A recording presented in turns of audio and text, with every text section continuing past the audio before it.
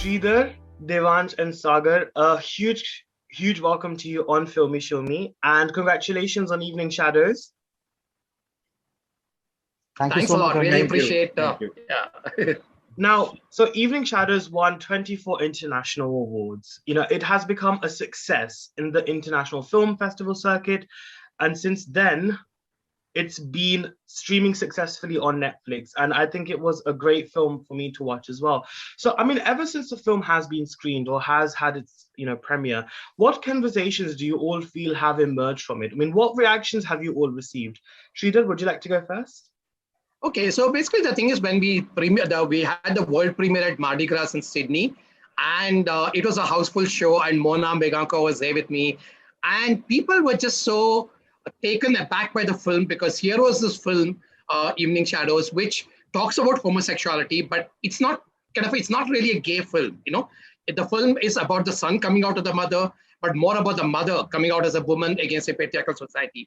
So it was very packaged very differently, and people were taken aback because I think they came to see a gay film, and they were very surprised that it's really not a gay film. It's more of I would say, universal film which talks about our differences in families, and it spoke really well even to a Caucasian audience. For us, when we made the film, it was meant to be basically appealing to the Indian audiences.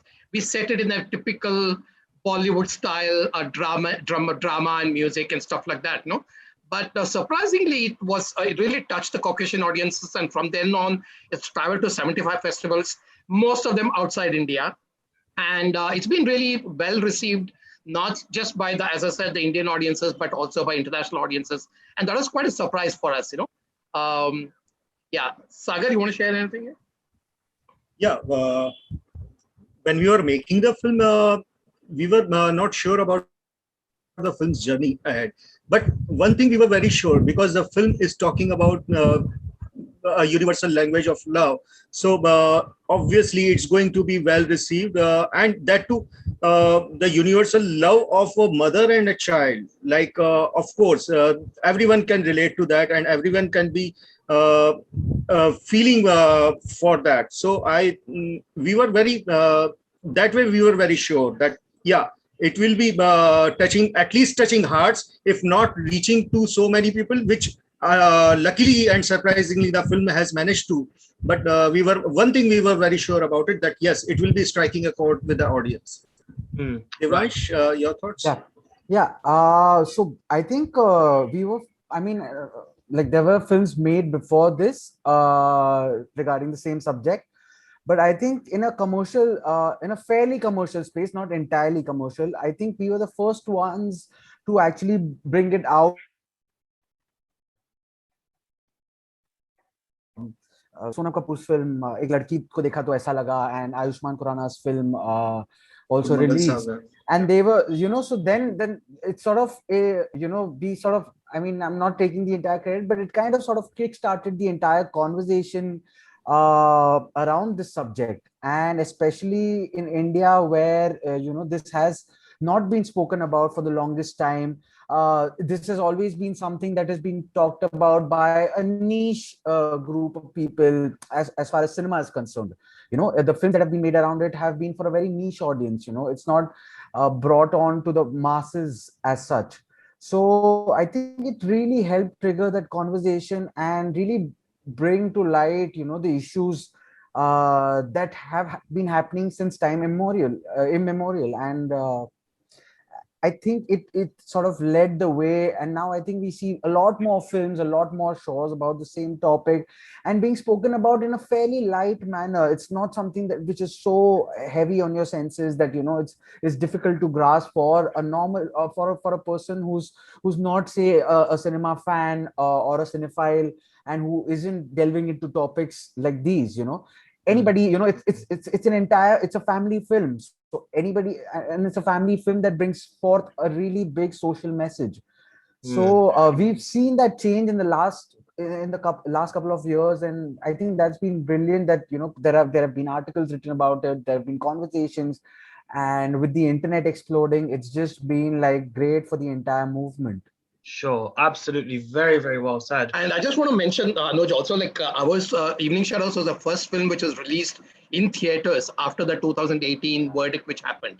Yeah. It was released in around, I think, 10 theaters across India, and basically ran for a couple of days, not really weeks per se, but it basically reached out to the mainstream audiences. And it was released in January, and I think it was later followed by Ek Ladki and Shubh Mangal Jada Savdhan, as Devan said. So conversations are opening up definitely, and we hope, we managed to kickstart that. Absolutely. No, very well said. In fact, Sagar and Sridhar, I think the film marks another collaboration between you both, I think, following the powerful documentary Breaking Free. So it's very rare, like as I think a lot of you have touched upon, that where Hindi films focus completely on homosexuality and acceptance from loved ones. When, how, and where did the concept of Evening Shadows develop? And why that title? I'm always still wondering why that title. So the concept, actually, it was very much long in the making. I mean, we wrote the film, I think, in 2009 or something, really way back. It took almost like 7 years for us to really make this film see the light of the day. Because when we started the project, there was no, nobody was really agreeing to fund a film on homosexuality at all, And even after 7 years after developing the script, putting it all right, pitching to different producers, it never managed to kind of attract in producers. So we finally crowdfunded the film. So we got around 160 people who contributed to make this film, and they all kind of own the film, even though they contribute a bit and pieces, but they own the film because.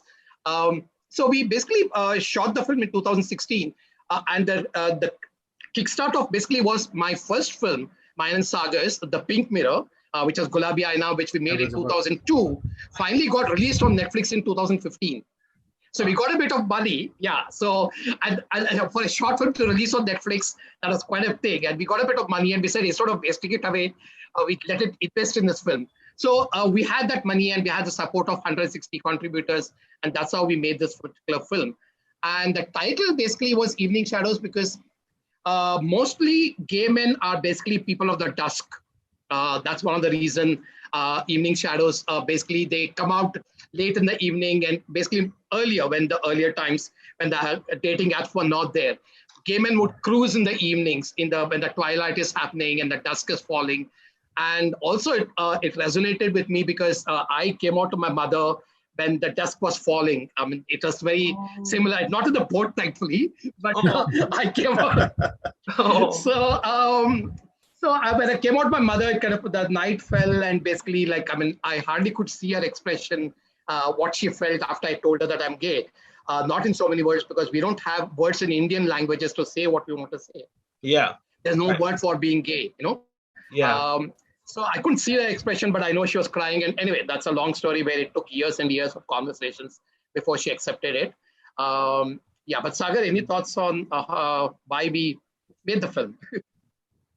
Why we made the film? Because we always wanted to tell this story to the world. Like, it's a very personal or very close to heart story. And we were just while toiling with the idea, we wanted to bring this narrative in front of everyone, not just from the point of view of a gay son, but also from the point of view of a mother who is standing against the patriarchy, against the traditional families where she has her feelings, her whole existence has been so suppressed. So in a way, we were telling the narrative from 2 points of views. And that's the reason we said we were always keen to tell this story, so that it's just not talk about the gay children, but it will also talk about the gay parents, or particularly the gay mothers, not gay parents, but parents of gay children, and mothers, particularly mothers of gay children, how they are going to stand for them, and what they will have to face, the trauma from outside their families and within their families. So that's the reason I think we were very keen to bring forward this story.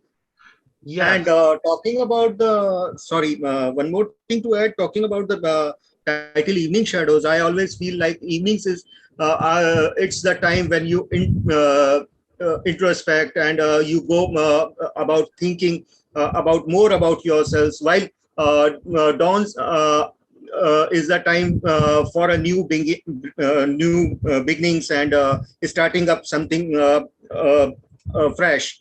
So evenings always culminates into nights, and nights then it's a journey, whole journey from evening to night, and then to a new beginning with a new day. So I think that's also another reason of this title, Evening Shadows. Oh, wow. Any thoughts from you, Devansh? No, I had the same confusion as Anuj initially. Why is the film called Evening Shadows? Even though it sounds like a very good to the ears and it's a beautiful title, but then I think they explained it to me as well, and it was quite obviously the metaphorical aspect of it is beautiful, and there's a personal story to it. So then it makes it pretty wholesome in that sense. Yeah, absolutely. And I think even through the writing, that the characters of Vasudha and Karthik and the sort of bond that they share, it does seem very, very real. And I think from the responses that I've heard, it definitely does seem to come from a personal space. But another thing that I really like about Evening Shadows is the fact that not only does it just talk about LGBTQIA, but it also talks a lot about men's mental health. I think to a major extent, which I feel it's something which is not explored much in Hindi cinema either. So why do you think that is the case? And how do you think the topic of men's mental health and raising awareness of men's mental health can continue or perhaps be shown more in Bollywood and Hindi cinema? Who wants to go first? Sridhar, would you like to go first? Yeah, so basically the thing is, I mean, the film comes from very personal spaces. I mean, it's set in a very personal space in the sense we shot the film very close to my own hometown, which is near Mysore, and the entire situation is like a South Indian family, where I belong. But it was not restricted to my own experiences. It's the universal experiences of many gay children and many gay parents of gay children whom I met during my journey. So it was personal, but yet universal. And talking about mental health, I mean, if that's a question you had asked, basically, I think what happens is like there are right now organizations and spaces where mental health of LGBTQ persons can be spoken about. But there's no space at all where we can speak about mental health of parents of LGBTQ children at all. I mean, there's no counselors who are available specifically to parents, and also, like, I mean, for me, one of the things, a very small part in the film, the wife of the married man, so there's absolutely no facilities available who can counsel the wife of married men, married gay men, and that's a huge lacune in the health system right now. So as part of this initiative, we set up Swikar, the Rainbow Parents, which was basically a support group for parents of LGBTQ children. And now they have over 150 parents who are part of the group and from all over India. And they talk to each other. They counsel new parents who are coming out. So one of the parents, in fact, like one of the a person in UK, in London, spoke to the Swikar parent, and they counseled the mother who was in India. And finally, that guy got married recently in the UK with his boyfriend, and the parents attended the wedding. So the Swikar parent group has been really successful in managing to bring about a change in attitudes of parents, so that was an offshoot of this film, and as an outreach program. We basically set up that particular organization, and we're just running it from the back end. The parents are running the organization. We're facilitating resources for the organization. Yeah. Oh wow, that is remarkable. I've never. This is a great initiative, because I think we have to look after both aspects, isn't it? The person who is coming out, as well as the loved ones, who have to accept that, because even acceptance from them as well is a part of the process. And I completely applaud Sridhar, you and the team for that. I think that's a wonderful initiative. I think I also wanted to come to you, Devansh, as well, because I think if I'm not wrong, Evening Shadows also marks your feature film debut as an adult actor as well. Right, right. So what was your greatest reference point, and how conscious were you in ensuring that the portrayal of Karthik was never caricatured or stereotypical? Right. So I think that was my primary concern. Even before signing the film, even before hearing the story, I had an idea about the character, about the sexuality, everything else. So that was my primary concern, because prior to this, what has happened in mainstream Hindi cinema is always the caricature, the stereotypical gay man who's been mocked at, who's been made fun of. And that's why for the longest time, it hasn't reached across to the masses. Films are a reflection of society, and what ours is a heavily film, our society is heavily inspired by films. So if there is a certain thing that you keep on showing and repeating and hammering, there is a large portion of the society which is going to take that into account and ridicule and make that into their everyday life. So what happened is it propelled a lot of ideas in people's heads about how gay men were, or how homosexuality is perceived. So I was pretty clear, when I was offered the role and everything, I was really conscious about how I wanted it to come across. I wanted to make sure that it's spoken, the character is embodied in such a way that there is absolutely no space for mockery, or it being ridiculed, or it not being taken in a serious light. you know Yeah. i I wanted to make sure that any person who's watching, who has no idea, say he's been absolutely blindfolded for all his life to the concerns of other people with different sexualities, still, when he watches the film, it's like a revelation for him in the truest sense. Yeah. It's not something which is sort of, it's not a candy floss version of it. It's not something which is shown in a very in a funny light, or it's something that is just put under the carpet or anything. It has to be a very true representation of what is actually happening, or what is the and which is not something which is something beyond your wildest imaginations or anything like that. It's a very beautiful, simple life. And so I was really conscious about that, and thankfully the character was written in such a beautiful way that I never had to think about those extra things where, oh, is it becoming too stereotypical? Oh, is it talking to about are we repeating the mistakes of the past? Are we enforcing the same ideas that have already existed? So all of that was cleared in the writing. And then for me, my next responsibility was that when I'm portraying the character, it never should come across as something that has already been fed to the audiences. Yeah. Right. It has to come across as a very authentic, genuine portrayal of a man just struggling with something which is a part of which is a very natural thing, and which could be, I mean, for all this could, in another story, this could be anything natural that you were born with. Yeah. So I want to make sure that the representation comes across as perfect, and not perfect, but as close to As reality as real as possible. possible. Right. Yeah. Right. Right. So I mean, Sridhar sir and Sagar sir really helped me as well. As far as reference points go, see, for me, I'll be honest with you. I knew about the homosexuality. I was always an ally, but there's no reference point in terms of, there's no lived experience of it, right? Yeah. Uh, Hmm. as a heterosexual man, I cannot possibly fathom what a person goes through. I can only imagine and empathize and understand and try to understand the slightest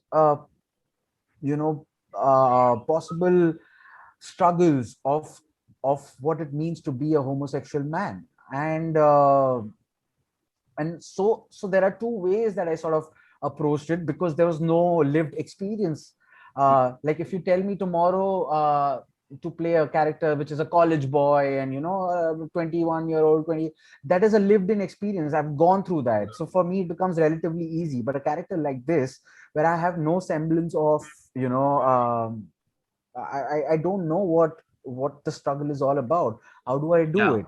I was So gonna there are say, two, there are two ways that I approached it. Basically, there is the external and then there is the internal. The external was, Sridhar sir and Saagar sir really helped me understand that what the journey has been about, how the gay community has been sidelined for all these years. What are the struggles that gay men go through?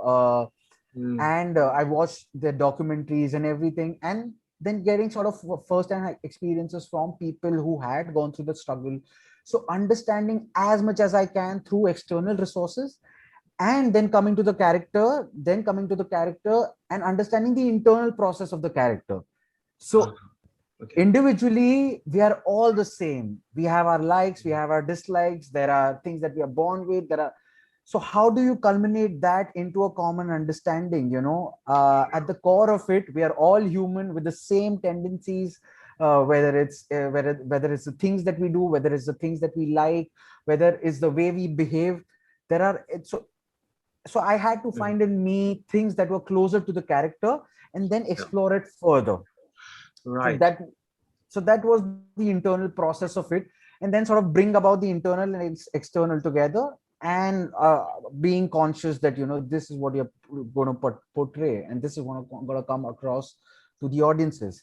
So it's a culmination of a lot of things, So that was my sort of driving force. And I was always a little bit skeptical about how I'm going to pull it off. I keep saying this in most interviews that it went from, this is easy. Like, he's a creative person. He's sweet. He's really good to the family. He has a great equation with his mother. And there are things that I can relate to on so many levels. And then it went to like, oh no, but it is completely different because I do not know what it is to be like. And then again, coming back to maybe this can, fall into place. And so, that was Devansh, all you had to do was just to Devansh, all you had to do was just to look cute. We did the writing and that's good enough for you. No, I was kidding. So, no. In fact, that was the reason we also decided to do this movie and tell this story, because if we being part of the community, we are not going to tell our stories correctly and authentically. The others are going to just taking us for granted, and like they keep on telling our stories the way they want to see it. So that's one of the reason also we wanted to tell an authentic story. Right. Absolutely. Well, I think thank you so much, Devan, for sharing that. That was a very vivid account and very, very candid account on how you really gave your heart and soul for this performance. So thank you for sharing that with us as well. But I think on a more serious note, I think homophobia is still very much rampant in our community. And I'm not just talking about the Indian community, I'm talking about society as a whole here. I think in light of, because as you say, cinema mirrors society and vice versa as well. So just adding those two views together, how can we collectively fight homophobia, in society? And what do you think could be improved with regards to the representation of homosexual characters in Hindi cinema as well? Saagar, would you like to go first? Because it's been a while since we've probably heard from you. No, as I said just now, because being part of the community, if we know it better and we are the first-hand experience we have, so we are going to tell an authentic story rather than mocking about the characters and mocking about stereotyping them. So we have to see more queer people making their stories, putting their stories out there to be available for others to make into films, and be there to at least, if not part of the whole process of the filming, at least be there as like a guiding force for them. In fact, we were discussing, Sridhar and myself, other day we were discussing to have a sort of a panel, a body, which will sort of not censoring, but sort of guiding the whole the new films or the new productions which are coming in, because now we see more and more stories about LGBT community coming out. So, and these are the people who are making the films are not necessarily from the community. So obviously they are bound to falter here and there. They because they don't know the real challenges of the community. They don't understand some certain situations. So being part of the community, being one from the community, we thought like we can be available to them and extend a helping hand to them so that they are right in portraying what they are putting out there in front of the whole world. Absolutely. So yeah, perfectly said, Sagar. In fact, like we've been thinking about like having some kind of a panel which vets the scripts. Basically, a lot of scripts are coming out right now. Basically, more of web series are a lot of web series which talks about LGBTQ characters, and some of them really badly. We just saw a web series from Alt Balaji yesterday. It was so bad. I mean, just like so regressive and so horribly portrayed. I mean, they really have to consult the community members to understand what's about. Well, the community members need not play the actual part. I mean, they don't have to be actors.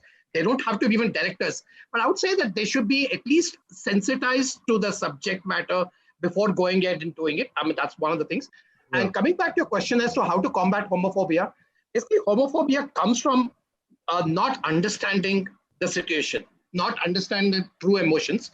I mean, where does homophobia come? It basically comes from irrational thinking, from prejudices which has been handed over generations, from baggage which has been with us for centuries, So that has to be combated. And the best way would be through cinema, because cinema is an audiovisual medium. People can relate to characters on the screen. So whether it's a documentary or a narrative film, I would say that like if you can make a wonderful cinema which are nuanced, which are sensitive, and really tell the true struggles of the community. I mean, a film like, let's take this film like Shubh Mangal Jada Savdhan. It had everything going for it. But it's so, I would say it placed its center in a slapstick comedy style, That I felt defeated the entire purpose of the whole film. Nobody really empathized with the character of Ayushmann Khurrana or the other character. It became, I just felt a great opportunity was wasted, So it's fine to have humor. It's fine to have humor, but humor in the right place, So I would say that like more sensitive, and also some of these portrayals on like something like Kapil Sharma show, we need to ban them.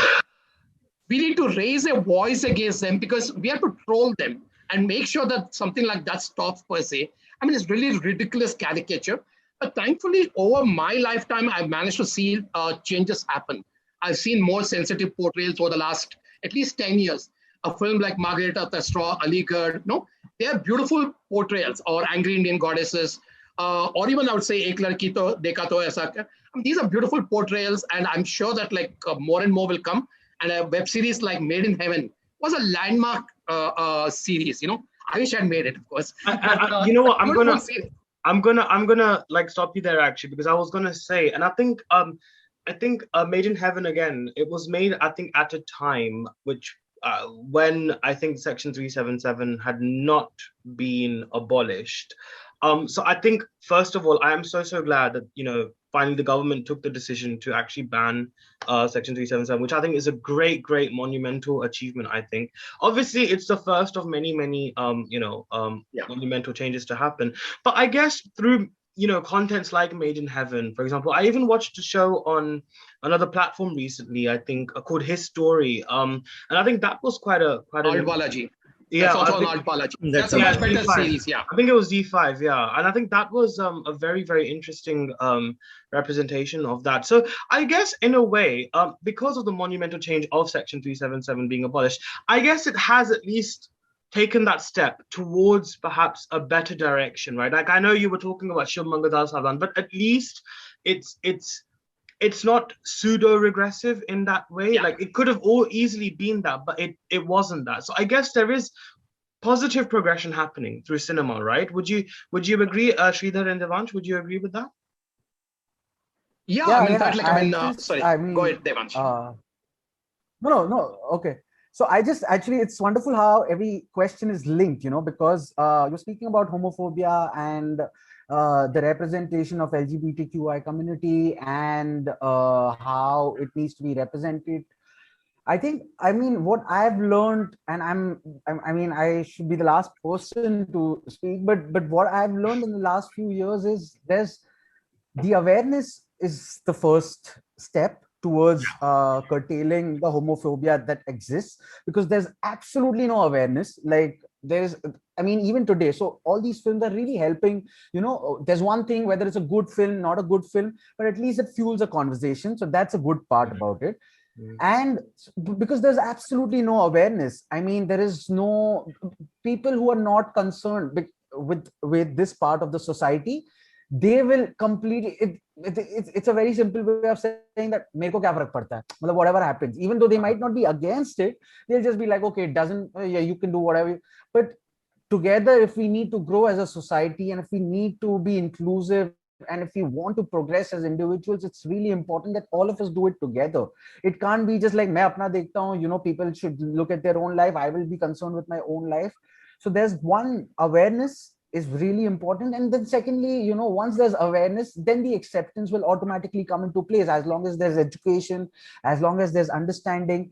And so all of this is connected. The homophobia aspect of it is so connected to the entire system. Like, I mean, patriarchy plays such a huge part. I mean, and that is connected to the mental health of people, of men. I mean, patriarchy not just affects the mental health of people who are going through, who are going through the burdens of whatever it brings about in their sexuality, but also just men generally, heterosexual men, because patriarchy basically implies that men are really strong, and the male ego is the most powerful thing that there is. And so when you're so powerful, and when you have to be strong, and when you have to have that dominant force in your life, you cannot cry, you cannot express, you cannot be weak at any point. Those are feminine traits.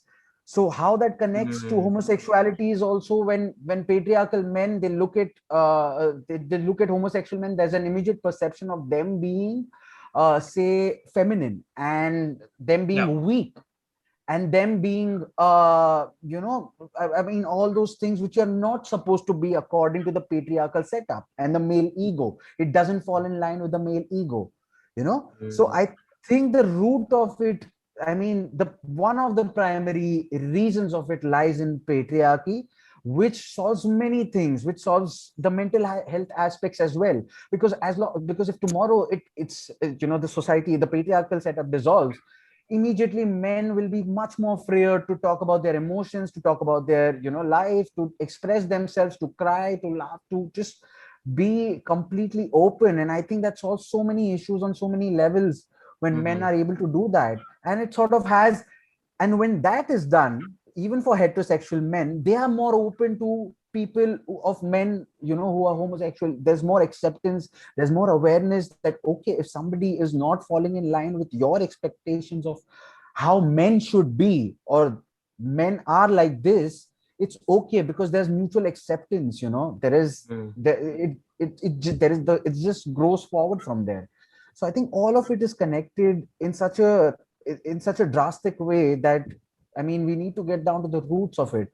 So I mean, sort of that was elaborate, but yeah, I mean, no, it's true. Yeah, it's true. Yeah, but even just to add to if I can just add to Devansh, I just with the films which are being coming out right now, battling homophobia, I would say that we are just touching the tip of the iceberg. We are still seeing basically gay men stories or transgender stories. There are hardly any films focused on same-sex loving women. There are hardly any films focused on intersex people, asexual, non-binary persons. I just saw this beautiful series on Netflix called Tales of Another City by Mr. Maupin. It was a reboot. It's the latest reboot version. It was made in 2019. But there you actually have a trans man playing a trans man. They actually brought in a trans man playing a trans man, and a transgender person who plays a transgender person, and they represent a trans men, non-binary person. They address them by their correct pronouns, they, them. It's so beautiful to see such progressive series. I don't know when we're able to come to that point in India till now. But one of the heartening thing, Anuj, I need to say that like what you see as a perception is just you see maybe 4 or 5 LGBTQ mainstream films, But what we can see when we are at Kashish Film Festival, which we run, Yeah. We almost get 60 Indian LGBTQ films every year made. Wow. Okay. 60 Indian Yes. LGBTQ films. These are short films. These are independent films. These are documentaries. And they tell the true story. Unfortunately, none of these films see the light of the day because they don't get distribution. They cannot, theaters will not screen them. That's the tragedy of the distribution system. But the films are being made. The very sensitive films are being made. We need to find a way to reach it to the audiences. Yeah. Just my thought on that. Yeah. Yeah, no, absolutely. And even on that note as well, I think I would like to even just mention a film here which I caught at a film festival as well. Venus. There's a film called Venus, which has been made Beautiful, by my yeah. friend Isha Kennedy. Murdara. A great film which talks about a transgender woman and how how she interacts with her son, and I think that was incredibly beautiful. It was a family drama and slash comedy, but it was so beautifully done, which sort of talks about her life, the transition period, and how she deals with the romances as well as this sort of camaraderie with her child. And I think it was incredible. It's one of the best films I've probably seen, I think, in the LGBTQIA strand, and I think it was incredible. So a big sort of mention I wanted to acknowledge there. But I think it's wonderful, Sridhar, because I think Sagar and yourself, you've always been champions for bringing voices of the LGBTQIA community to the forefront through cinema. So I think, what other narratives as filmmakers will you be keen on exploring next? Sagar, would you like to go first for this one? Yes. Okay. In fact, each day new ideas keeps on evolving, and we there are so many ideas which are in the pipeline, but I think there are two main key projects which we are focusing right now, and I would like Sridhar to elaborate more on them. Like, Sridhar, please do the justice. No, you should, Sagar. Anyway, so we are right now focusing on two projects. One is called Breaking Free 2, which is a sequel to the Breaking Free documentary, which was shown on Netflix. And so that basically talks about the struggles of the LGBT community, more of the victories of the LGBT community from 2013 till 2021.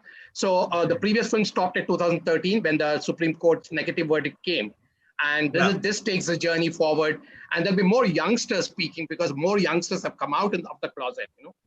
So there'll be a lot more younger voices.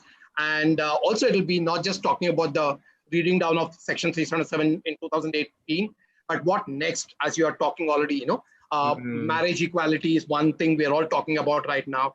The second is like having an anti-discriminatory law passed, then transgender rights bill, which is languishing right now. It's been passed, but the effects of the policies which are not been trickling down to the transgender community.